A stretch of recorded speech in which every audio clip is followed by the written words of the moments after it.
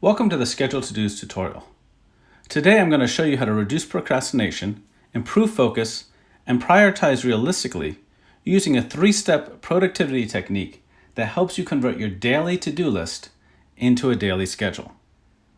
If you commit to doing this for a week, you'll find yourself setting more realistic expectations on what you can get done in a day, getting distracted less, and getting more of your important work done. So let's get started. Here's my to-do list for today. You can see I've got several things on it. I've got to call the accountant, pay invoices, send a newsletter. I want to do some deep work around strategy. But then I also have a doctor's appointment at from 2 to 3. That's the structural limitation in my day that I need to work around. I also have just some regular activities I want to do today. I want to jog, get my exercise in, meditate. Somewhere in there I need to eat lunch, and then spend some time processing email. So let's walk through this 3-step process and show you how it's done. So I first start with my to-do list. And the first step is to brainstorm everything you need to do today and think, is there anything else that's missing from this list? And as I look at this list, I'm not like, okay, yeah, I need to send that report to Bob. So we're going to come in here and say, send report to Bob. If I look through that list and I can't think of anything else, I go, okay, that's what I'm committing to doing today. So the next step in our process is we want to allocate time to each of these tasks because we're going to have to schedule them. So we need to know how long we want to spend on them today. Now notice I said allocate and not estimate.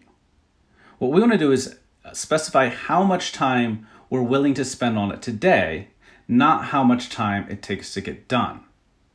This makes it much easier to figure out how to schedule the task into our day because we're not trying to figure out, oh, this is a big hairy task. We're saying, I can spend 2 hours on this. And we're constantly moving the ball forward on all our tasks.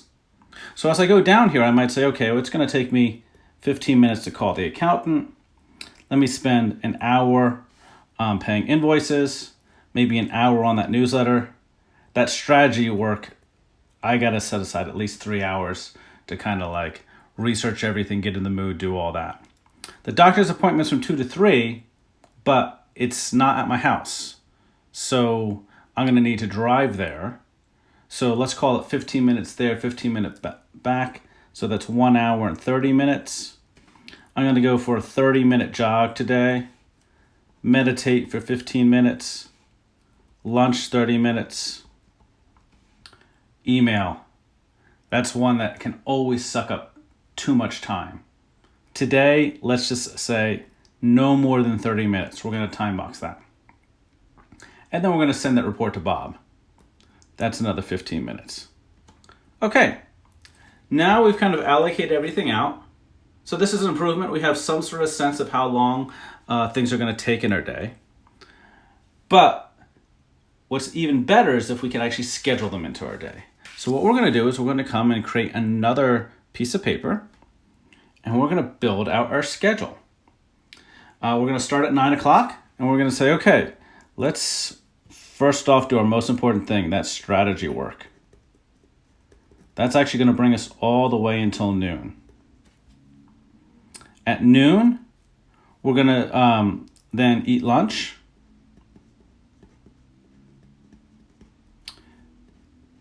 That brings us to 12:30. Now let's tackle that newsletter. We're going to send out our newsletter. Now, one of the things that setting these times does for us is that this helps us reduce our distractions to get started. Because when we know, oh, I need to send the newsletter at 12:30, that's going to be an incentive for you to like not play around and like go on Facebook or like check your email or do other things. You've committed to at the beginning of your day is starting that newsletter at 12:30. And then when I come here and I write 1:30 for my next task, that becomes my checkpoint to figure out, do I need to keep working on this task? Is this the most important task that's remaining in my day? Or should I switch to the next task? Or should I adopt a different strategy for tackling this task? And because I know I only have an hour for that newsletter, that will help keep me more focused. I'm less likely to distract myself during that time because I know I only have an hour. Okay, it's 1:30. What's the next thing to do? Well, let's pay our invoices at this point.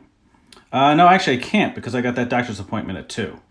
And I actually have to leave at 1:45 for that. So let's just schedule that in real quick and say doctor's appointment. So I need one of my 15-minute tasks. Maybe I'll meditate before my doctor's appointment, just to get me nice and relaxed. Okay, now we come back to the doctor's appointment. It's 3:15. Let's send that report to Bob. Okay, and now we need to go and pay those invoices. So it's 3:30. We pay our invoices. Now it's 4:30. We still haven't called the accountant yet. Let's call the accountant. That gets us to 4:45. And at this point in time, let's go for our jog. Kind of end the day. 5:15. We'll come back. Process email. And 5:45. And let's double check we got everything on the list. Yep. So at this point in time, we're done our day at 5:45. Now, the first time you do this, you might find out you're finishing your day at 9 or 10 o'clock at night. Which case, what you might need to do is like scratch off a couple things, redo your schedule, and do it until you can kind of like do it within the time allotted. This really helps you figure out how much time you actually have in your day and what you can actually get done in the day. And the reason we do it in a 3-step process is because we have 3 different steps. So the first step where we're brainstorming what we need to do, that's a divergent brain mode. The second step is where we're actually allocating the time. That requires a different type of thought where we're converging on what exactly the time is, and we need to be able to compare, like, okay, like if I'm going to eat lunch for 30 minutes, I'm only going to meditate for 15, and compare our times to kind of get more accurate allocations. And then finally at the end, the scheduling is essentially like playing Tetris with your time. So this is the schedule to do's technique. Day Optimizer implements this technique within a desktop and mobile app, but you can also just do it on paper. But if you start using that technique and run into issues where you're copying things over from day to day, or you want some of the more advanced features that an app can give you, like being able to automatically keep track of your done today versus done forever tasks, manage your task flow, keep track of your performance of when you commit versus when you actually get stuff done, then give Day Optimizer a try. It's at dayoptimizer.com. That's it for today. Thank you so much.